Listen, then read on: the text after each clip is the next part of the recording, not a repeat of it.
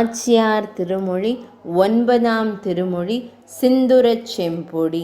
கீழ்ப்பதிகத்தில் ஆண்டாள் நாச்சியார் மிகவும் துன்பமான நிலையில் இருந்தாள். அதாவது இனியும் உயிர் தரிக்க முடியுமா என்ற சந்தேகத்துடன் இருந்தாள். எம்பெருமானிடம் போய் தன் நிலையை அறிவிக்க அங்கே மேகங்களாவது இருந்தன. அவையும் எங்கும் போகாமல் மழையை பொழிந்து மறைந்தே போயின. அங்கே பெய்த மழையால் எல்லா மலர்களும் மலர்ந்தன. அவ்வாறு மலர்ந்த மலர்கள் எம்பெருமானுடைய திருமேனிக்கும் அழகிய அவயவங்களுக்கும் ஸ்மாரகமாக, அதாவது ஞாபகப்படுத்தும் விதத்தில் இருந்து கொண்டு இவளை நலியத் தொடங்கின. அதாவது தன் மணாளனுடன் கூடியிருக்கும் காலத்தில் இன்பத்தை கொடுக்கும் நிலா, தென்றல், மலர்கள் போன்ற பொருட்கள் பிரிவிலே துன்பத்தை கொடுப்பதை உலகில் காண்கிறோமே. அப்படி எம்பெருமானின் பிரிவு கோதை நாச்சியாரை மிகவும் வாட்டி ஜீவிக்க விடாமல் செய்யும் நிலையை இந்த திருமொழியிலும் இதற்கு அடுத்த திருமொழியிலும் வெளியிடுகிறாள். இந்த 2 பதிகங்களிலும் நம்மாழ்வார் திருவாய்மொழியில் இன்னுயிர் சேவல் பதிகத்தில் அனுபவித்த அதே நிலையை இவள் அனுபவிக்கிறாள். இத்திருமொழி திருமாலிருஞ்சோலை அழகர் எம்பெருமான் விஷயமான அனுபவம். முதல் பாசுரம். திருமாலிருஞ்சோலை மலையை நாம் காண முடியாதபடி பட்டு பூச்சிகள் மறைத்து கொண்டு விட்டன. அழகர் விரித்த வலையில் இருந்து நாம் தப்புவோமா என்கிறாள் ஆண்டாள். பாசுரம். சிந்துரச் செம்பொடி போல் திருமாலிருஞ்சோலை எங்கும் இந்திர கோபங்களே எழுந்தும் பரந்திட்டனவால் மந்திரம் நாட்டி அன்று மதுர கொழுஞ்சாறு கொண்ட சுந்தர தோளுடையான் சுழலையில் நின்று உய்துங்கொலோ. பொருள். திருமாலிருஞ்சோலையில் எல்லா இடங்களிலும் பட்டு பூச்சிகள் சிவந்த சிந்துர பொடி போலே மேலெழுந்து பரவி கிடக்கின்றன. அமுதத்தை பிரார்த்தித்து தேவர்கள் சரணமடைந்த காலத்திலே மந்திர மலையை பார்க்கடலில் மத்தாக நட்டு கடலை கடைந்து மிகவும் இனிமையான அமிர்த ரசம் போன்ற பிராட்டியை எடுத்து கொண்ட சுந்தர தோளுடைய எம்பெருமானின் சூழ் வலையிலிருந்து பிழைப்போமோ. 2ஆம் பாசுரம். அழகர் எம்பெருமானின் தோளிலே சாற்றிய மாலையை நான் ஆசைப்பட்டு அதனால் படும் பாட்டை யாரிடம் முறையிடுவது என்கிறாள் ஆண்டாள். பாசுரம். போர்க்கயிறு பொறும் மாலிருஞ்சோலையம் பூம்பரவில் தார்கொடி முல்லைகளும் தவள நகை காட்டுகின்ற கார்கொள் படாக்கள் நின்று களறி சிரிக்க தரியேன் ஆர்க்கிடுகோ தோழி அவன் தார் செய்த பூசலையே. பொருள். போர் செய்வதையே தொழிலாக உடைய யானைகள் ஒன்றுக்கொன்று சண்டை போட்டு விளையாடும் இடமான திருமாலிருஞ்சோலையில் மிகவும் அழகிய தாழ் வரைகளில் அரும்புகளை உடைய கொடி முல்லைகள் அழகருடைய வெளுத்த புன்னகையை நினைப்பூட்டுகின்றன. நன்றாக பூத்திருக்கும் படா என்னும் கொடிகள் நிலையாக நின்று எமக்கு நீ தப்பி பிழைக்க முடியாது என்று சிரிப்பது போலே மலர அதை கண்டு நான் என்னை தரித்து கொள்ள முடியாமல் இருக்கிறேன். தோழி, அவனுடைய தோள் மாலை உண்டு பண்ணின மனக்லேசத்தை நான் யாரிடத்தில் கூறுவது. 3ஆம் பாசுரம். எம்பெருமானின் திருநிறத்தை உடைய மலர்களை பார்த்து அவன் செய்த செயல் நியாயமா கூறுங்கள் என்கிறாள் ஆண்டாள்.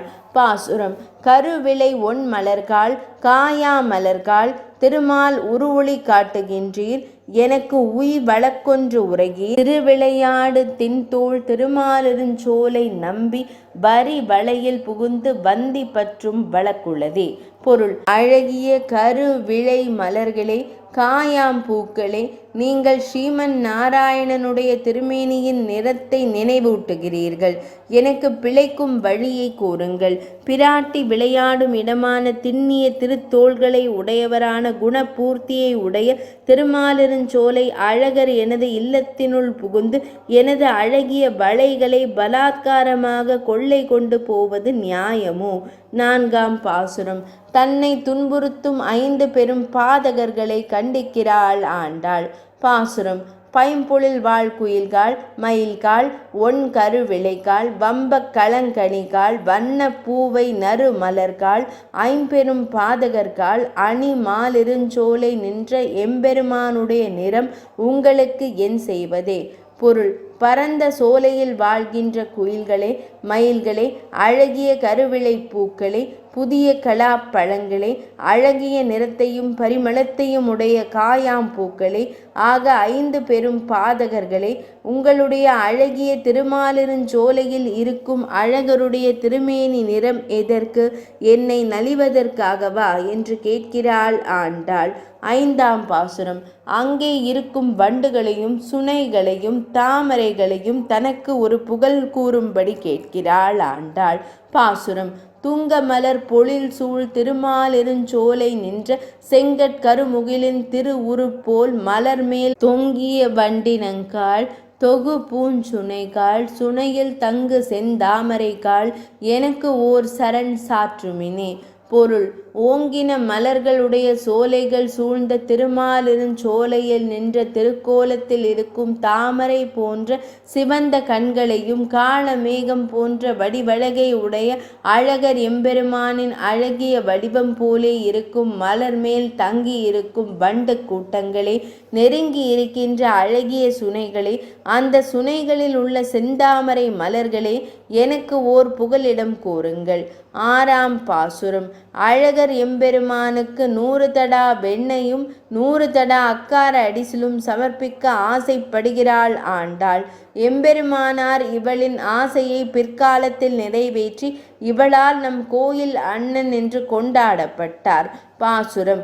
நாறு நரும் பொழில் மாலிருஞ்சோலை நம்பிக்கு நான் 100 தடாவில் வெண்ணெய் வாய் நேர்ந்து பராவி வைத்தேன். 100 தடா நிறைந்த அக்கார அடிசில் சொன்னேன். ஏறு திருவுடையான் இன்று வந்திவை கொள்ளுங்களோ. பொருள்.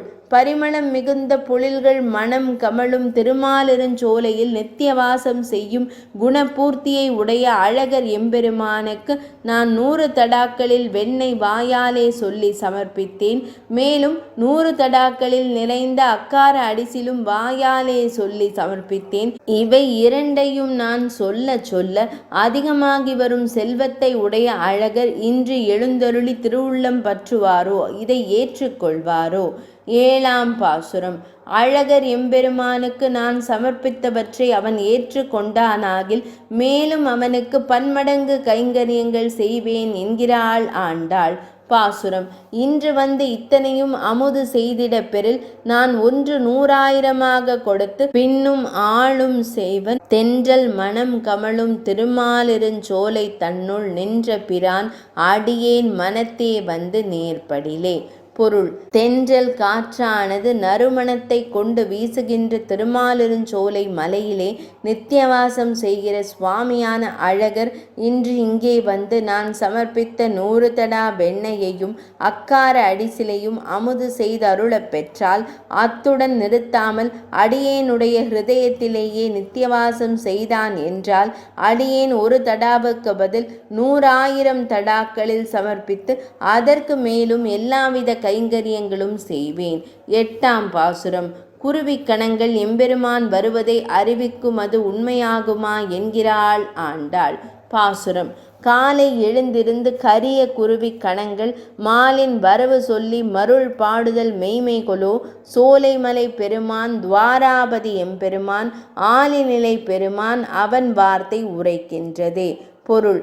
கரிய குருவி கூட்டங்கள் அதிகாலையிலே எழுந்து திருமாலிருஞ்சோலைக்கு தலைவனாயும் ஸ்ரீ துவாரகைக்கு அரசனாகவும் ஆநிலையில் வளர்ந்த எம்பெருமானுமான அந்த சர்வேஸ்வரனுடைய வார்த்தைகளை கூறுகிறேன். இப்படி எம்பெருமானின் வரவை சொல்லிக் கொண்டு மருள் என்கிற பண்ணை பாடுவது உண்மையில் நடக்குமா? 9ஆம் பாசுரம். இங்கே கொன்றை மரங்களைப் போலே வீணாகி கிடக்கின்ற நான் எப்பொழுது எம்பெருமானின் சங்கொலியையும் வில்லின் நான் ஒலியையும் கேட்டு உயிர் தரிக்கப் போகிறேன். பாசுரம். கோங்கலரும் பொழில் மாலிருஞ்சோலையில் கொன்றைகள் மேல் தூங்கு பொன் மாலைகளோடு உடனாய் நின்று தூங்குகின்றேன். பூங்கொள் திருமுகத்து மடுத்தூதிய சங்கொலியும் சார்கவில் நான் ஒலியும் தலைப்பேவது எஞ்ஞான்று கொலோ. பொருள். கொங்கு மலர்கள் மலர்ந்திருக்கும் சோலைகளை உடைய திருமாலிருஞ்சோலை மலையில் கொன்றை மரங்களின் மேலே தொங்குகின்ற பொன் நிறமான பூ மாலைகளோடு சமமாக உபயோகம் இல்லாமல் கிடக்கிறேன். அழகு பொருந்திய திருப்பபலத்திலே, அதாவது திரு உதட்டிலே வைத்து ஊதப்படும் ஸ்ரீ பாஞ்சஜன்யத்துடைய ஒலியும் சார்ங்கம் என்னும் வில்லின் நான் ஓசையும் என் அருகில் வருவது எப்போதோ. 10ஆம் பாசுரம். இ10 பாசுரங்களை சொல்ல வல்லவர்கள் திருமால் அடி சேர்வர்கள் என்று பலன் கூறி முடிக்கிறாள் ஆண்டாள். பாசுரம். சந்தொடு காரகிலும் சுமந்து தடங்கள் பொருது வந்திழியும் சிலம்பாருடை மாலிருஞ்சோலை நின்ற சுந்தரனை சுரும்பார் குழல் கோதை தொகுத்துரைத்த செந்தமிழ் 10ம் வல்லார் திருமாலடி சேர்வர்களே.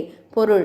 சந்தன கட்டைகளையும் கரிய அகில் கட்டைகளையும் அடித்து கொண்டு கரைகளை அழித்து கொண்டு ஓடி வந்து பெருகுகின்ற நூபுர கங்கையை உடைத்தான திருமாலிருஞ்சோலை மலையில் நித்தியவாசம் செய்கின்ற அழகர் எம்பெருமானை குறித்து வண்டுகள் படிந்த கூந்தலை உடைய ஆண்டாள் அழகாக அருளி செய்த செந்தமிழினால் செய்யப்பட்ட இ10 பாசுரங்களையும் ஓத வல்லவர்கள் ஸ்ரீமன் நாராயணருடைய திருவடிகளை அடைய பெறுவார்கள். 9ஆம் திருமொழி நிறைவடைந்தது.